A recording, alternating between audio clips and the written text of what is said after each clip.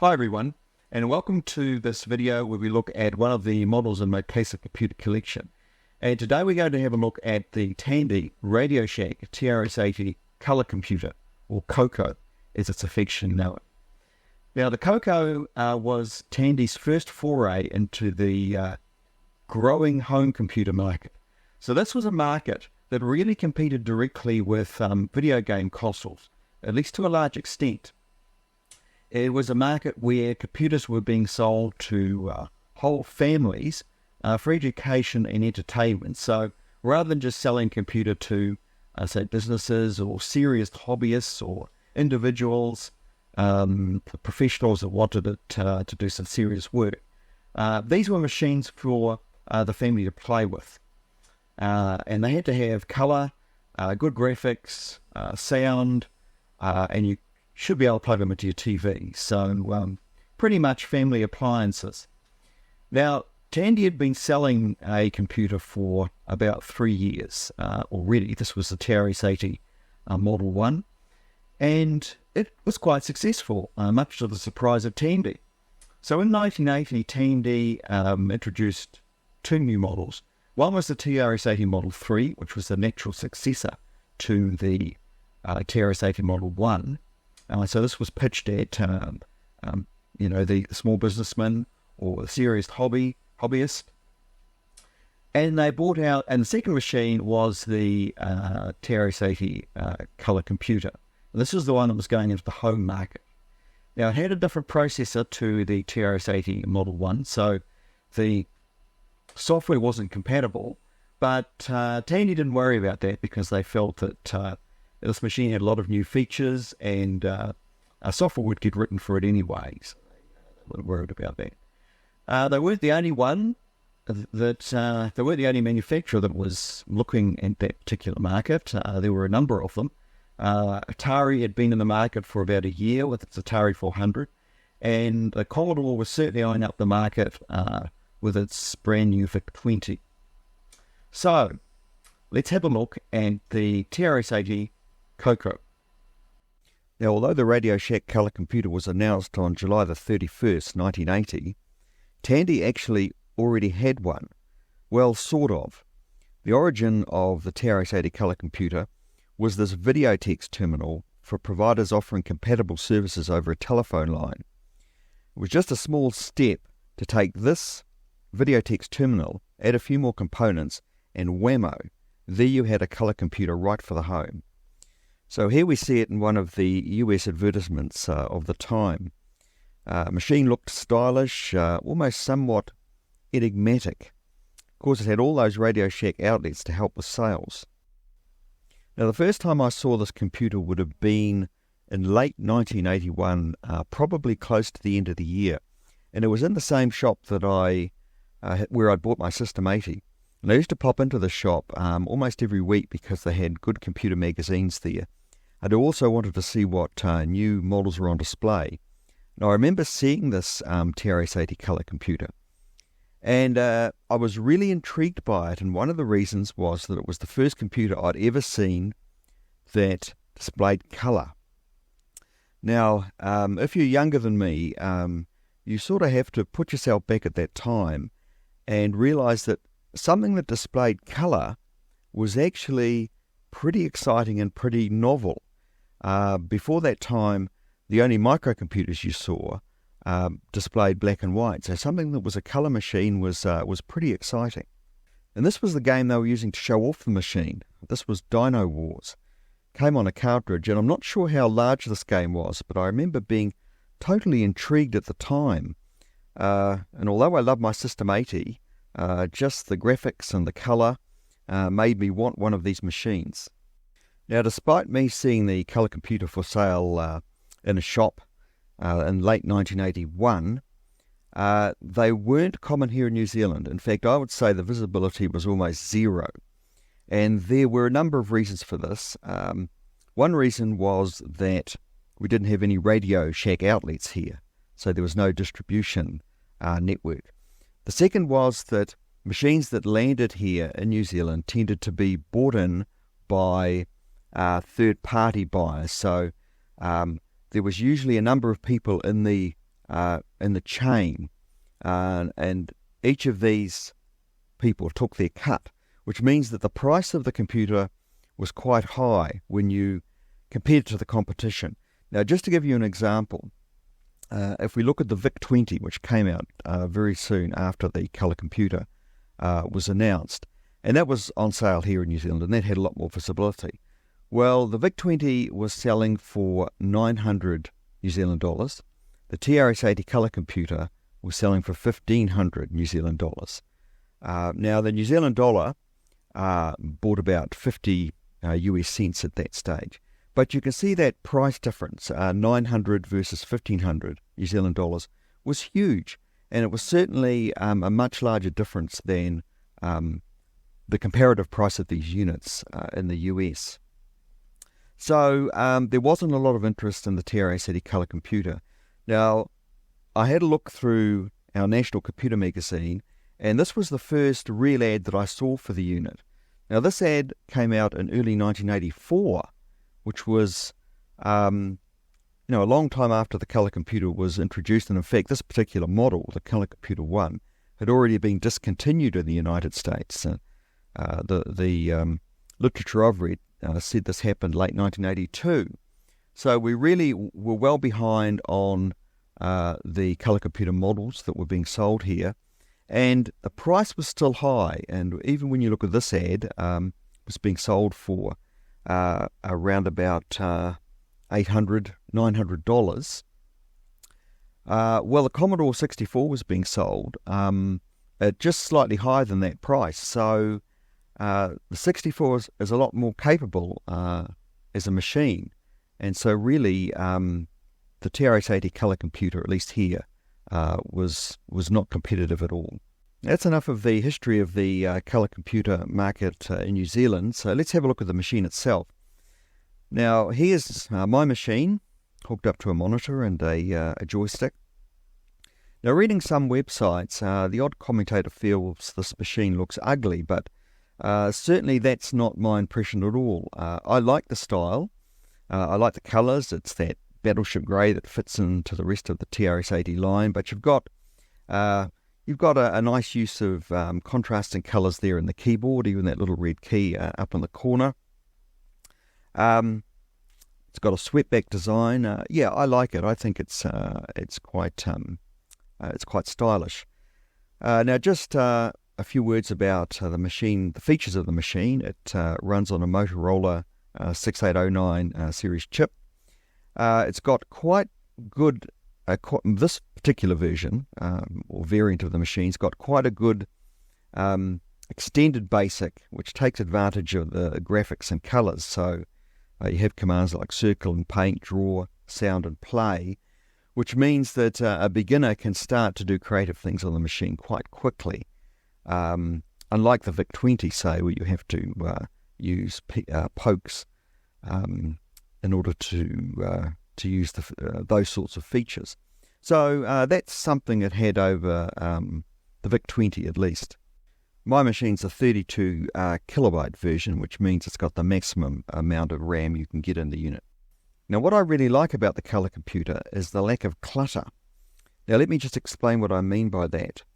If you bought, say, a VIC-20, which is a competing computer of the day, you'd also have to have on the desk with the unit a separate power brick, the PSU unit, which you plugged into the computer. And you'd also have to have a little box, which was the RF modulator, so you could plug it into a TV. Now, these two things were incorporated into the case of the TRS-80 Color Computer, which made for a nice, tidy unit without the spaghetti or maze of spaghetti that you'd often see on the associated with home computers.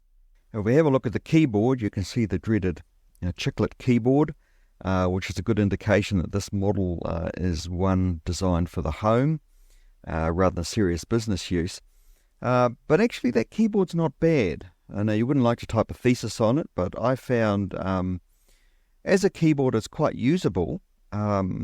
Keys work. There is a little bit of travel with them, so it's not all that bad. Coming around the side of the machine, we can see something here that was fairly important to these home computers. And this was a cartridge slot. And this allowed programs and games on cartridges to be simply plugged into the computer, and the computer would be up and running instantly. And it was quite an important feature because if we set it in an historical context, these computers were competing with home video arcade units, where users could do exactly that. They could get them up and running very, very quickly and straight away have the game available. So you find that all home computers of the era had this feature. The Color Computer's competitors like the VIC-20, the Atari 400, they all had these cartridge slots where you could just plug in and go. Moving around the back, you can see on the left side there a large reset key, well separated from anything else, which made rebooting of the machine very easy. That was a good feature. So moving around to the right of the back of the machine and just working from the left to the right, on the left there we can see something that really does define this machine as a home computer, and that is that there's a socket there which will allow users to plug this computer directly into the home television through the TV's aerial socket. So it does have an RF modulator built into it, so people can get up and running very quickly without needing to buy a separate monitor. In fact, one thing this machine lacks is an output to a standard color composite monitor, which again is a real reflection that the intended use of this machine was to take it home and simply plug it into the family television.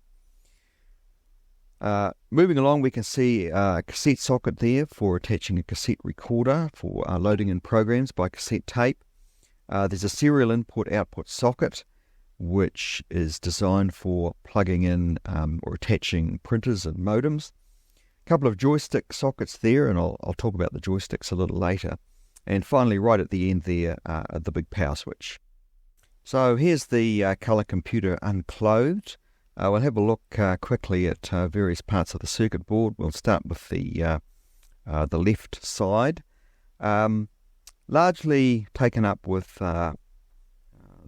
the power supply unit. Most of it's there under that cardboard cover. If we move to the right, here we have the RAM chips down the bottom. There are 8 of them. There's 9 if you count them, but the one on the extreme left is actually a logic chip, so they're 8 4164 RAM chips. There's our CPU. Now, the poor old Color Computer didn't have some of the custom chips that other competing computers had, like the Atari 400 and the VIC-20. They had custom chips for controlling the sound and graphics. So the Color Computer didn't have these, so the 6809, even though it was a more advanced processor than the 6502 that the other machines had, it actually had to do a hell of a lot of work because it had to handle all that color and sound itself. So in some ways, the lack of those custom chips negated the advantage of a more advanced processor. Here's the joystick I've got with the unit. This is a deluxe joystick for the TRS-80. Quite a nice little joystick, and it has a number of switches and features for you to use it in particular ways, like there's a small switch that allows it to self-center if that's what you want, which is a good thing.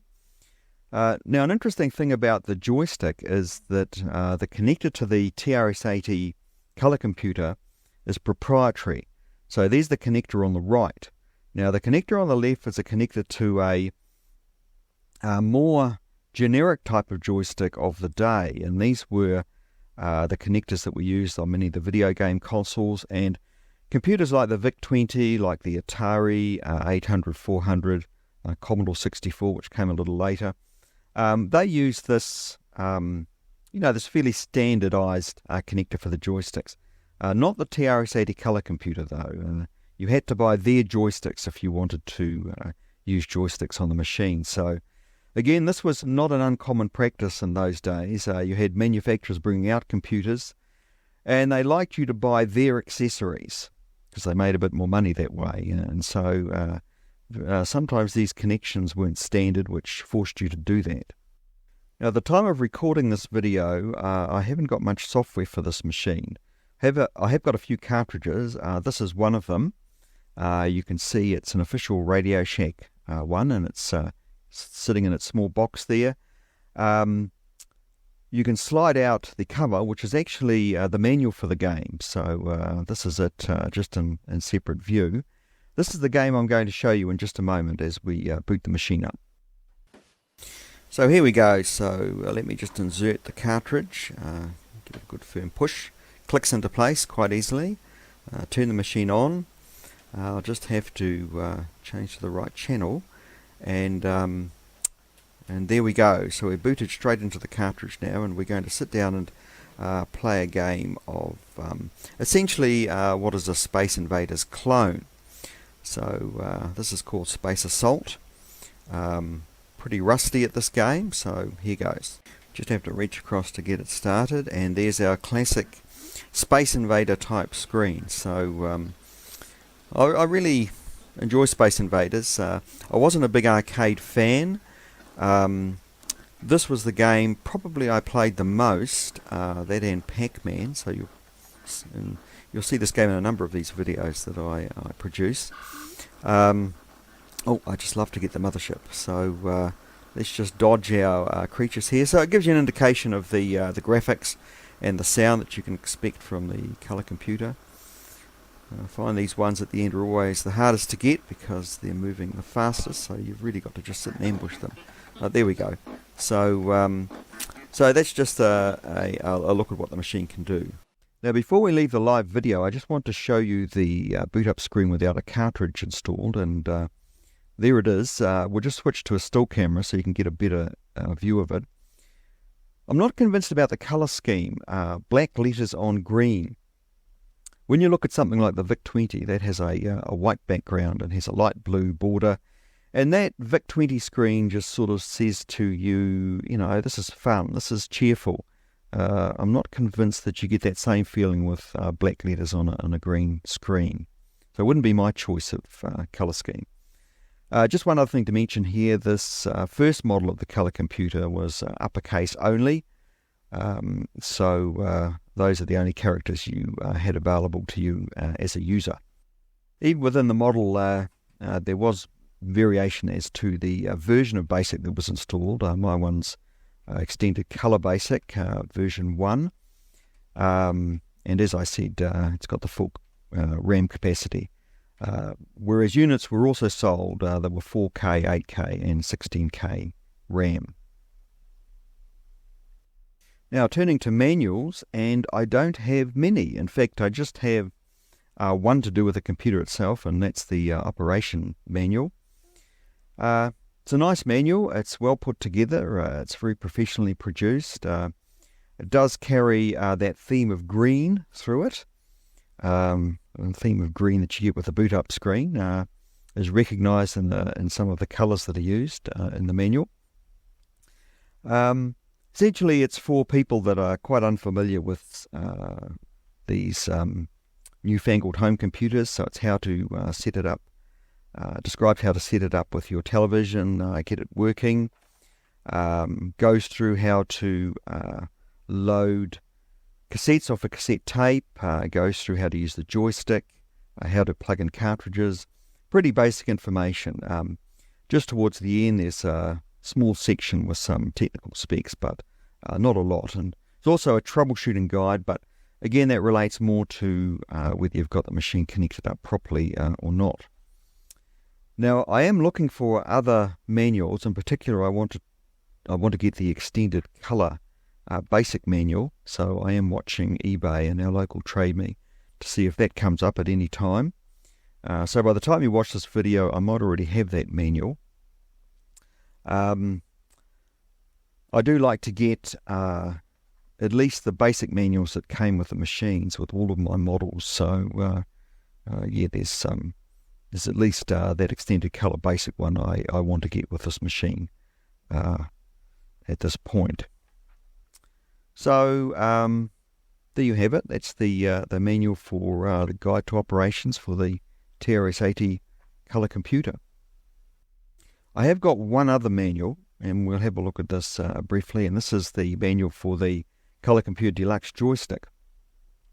A nice little manual, shows you how the joystick works, which is just as well because it does have a few switches and things on the bottom which changes the way it behaves. So not intuitive. Not only do you have to set switches, but you've got to put the joystick in a particular position. So it's useful to have this information. And one thing about this particular manual is that it's in 2 languages, so you can simply flip it over, put it the other way around, and there you've got a joystick manual in French if you ever need it. Now, just in finishing, there's a couple of things I want to mention. First is that you've been looking at the Coco Model 1. There were 2 other models released during the 1980s. The Coco 2 and the Coco 3, and these had full-stroke keyboards. They were a lot more capable. And the Coco, although it never set the world alight as far as home computers were concerned, it did attract a dedicated band of followers and it's still a machine that's well supported even today. With quite active user groups on the web. Second thing that I want to say is that there was a British machine, the Dragon 32, you can see it here, which came out and was a near clone of the TRS-80 Color Computer. So even those people in the UK could get a taste of TRS-80 Color Computer features and culture through their own machine, the Dragon. Well, I hope you enjoyed that look at the Tandy Radio Shack TRS-80 Color Computer 1, or Coco 1. It's a classic computer in that it is one of the very early machines that was pitched for that burgeoning home market in 1980, and because of that, it certainly belongs in the classic computer collection. So that's it from me, and as I say in all of these videos, keep well, and we'll catch you in the next one.